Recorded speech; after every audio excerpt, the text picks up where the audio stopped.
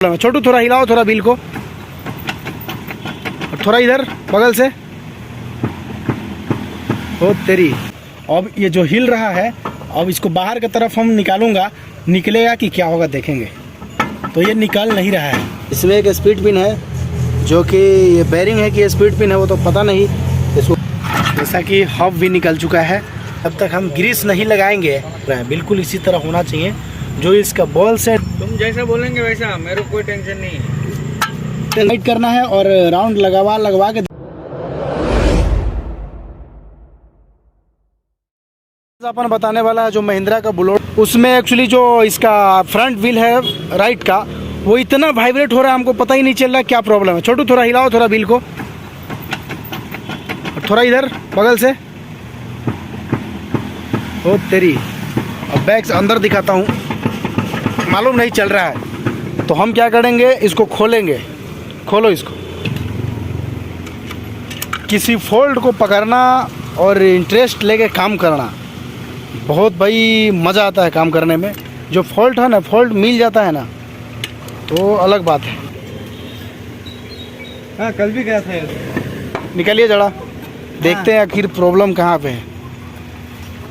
अब जो इसका लोकेशन है जहाँ पे दिक्कत हो रही थी टायर में वाइब्लिंग का और साउंड का और व्हील बेरिंग का, न जाने इसके वजह से गाड़ी चलाने में 0% भी मज़ा नहीं आता है।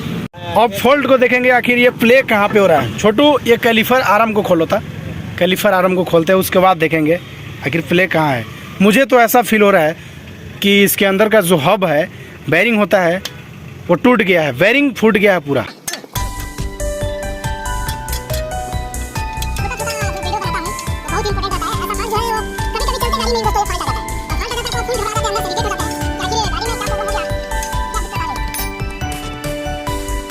तो ये कैलिफर आर्म मैंने साइड में रख दिया। अब ये जो हिल रहा है, अब इसको बाहर की तरफ हम निकालूंगा, निकलेगा कि क्या होगा देखेंगे। तो ये निकल नहीं रहा है। जब तक इसका बेरिंग जिसमें वोल्ट होता है इतना बड़ा, वो नहीं खोलेंगे, तब तक निकलने का संभावना ही नहीं है। तो हम क्या करेंगे, इसको खोलेंगे। हाँ, अब इसको लूज करेंगे भाई साहब।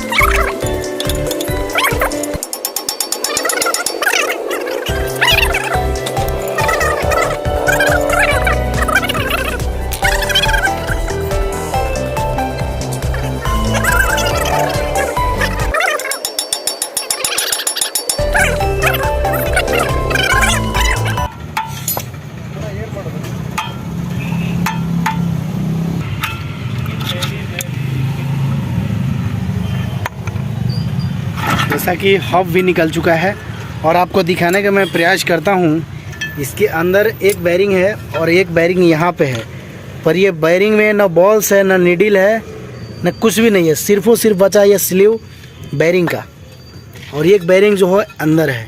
तो इसका भी हाल बुरा ही दिख रहा है, निकाल के चेक करेंगे।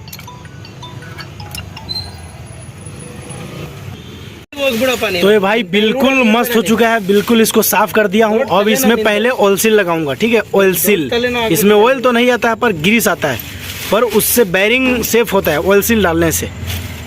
सबसे पहला इसमें बेरिंग का कोन डालूंगा, ऐसे इसमें टैप करना होता है ताकि अंदर जाए। सबसे अंदर वाला डालना है, ठीक है, जिस तरफ ऑयल सील होता है।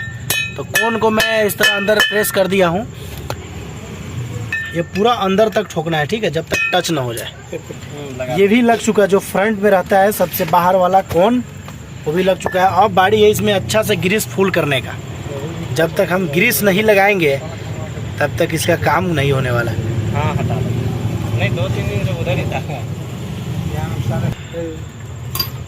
इसका वायरिंग डालेंगे। अब नहीं जाएगा। इसमें अच्छे से ग्रीस को फुल प्रेशर से दबा के ग्रीस को लगाना पड़ता है। आप लोगों को भी ऐसे ही लगाना है।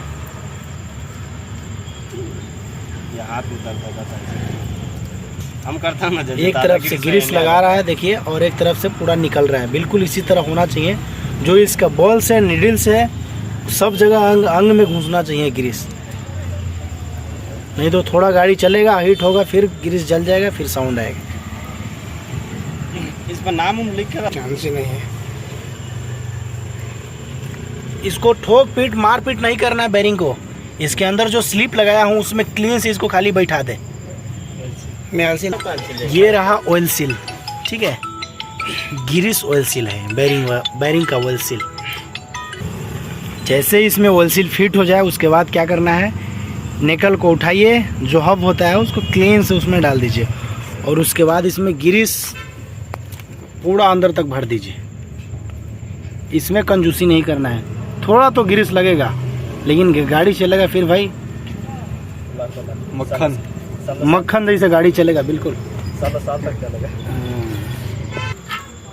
वाशर इतना डालने के बाद इसमें सीम, आप लोग क्या बोलते हैं पता नहीं, पर इसमें मुझे सीम डालना पड़ेगा।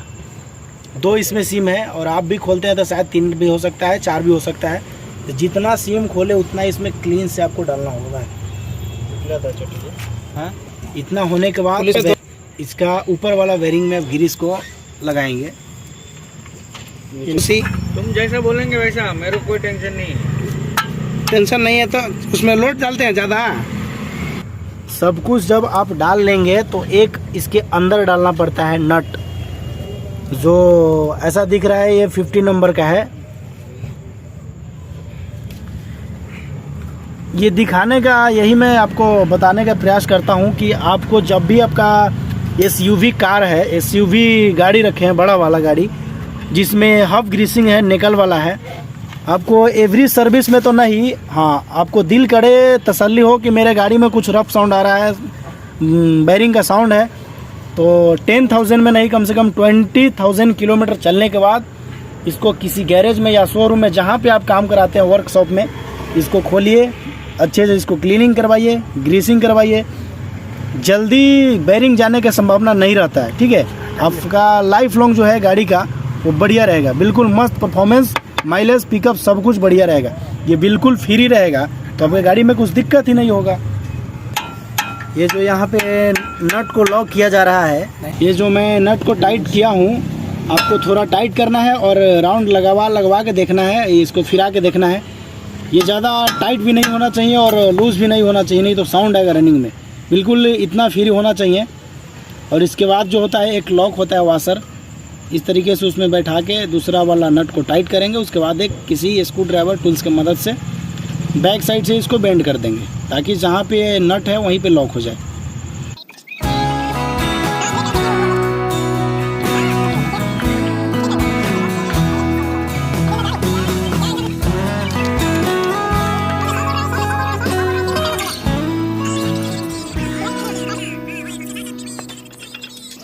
मैं आपको इस वीडियो में बताया हूँ, बस उतना ही काफ़ी था इस गाड़ी के लिए, इस हब के लिए।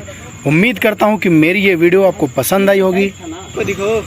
थोड़ी भी पसंद आई होगी तो यहाँ पे लाइक कीजिएगा, सब्सक्राइब कीजिएगा, नोटिफिकेशन जो बटन है उसको ऑन कीजिएगा, शेयर भी कर दीजिएगा, ताकि इस तरह का गाड़ी जिनके पास हो, जिनको दिक्कत होगी कि कैसे किया जाता है, कैसे डाला जाता है, वो ये वीडियो देख के थोड़ा फ़ायदा उठा सके और भारी मेंटेनेंस से बच सकते हैं। तो मिलते हैं किसी नेक्स्ट वीडियो में नए टॉपिक के साथ। तब तक जय हिंद, मैं अनुज, थैंक यू।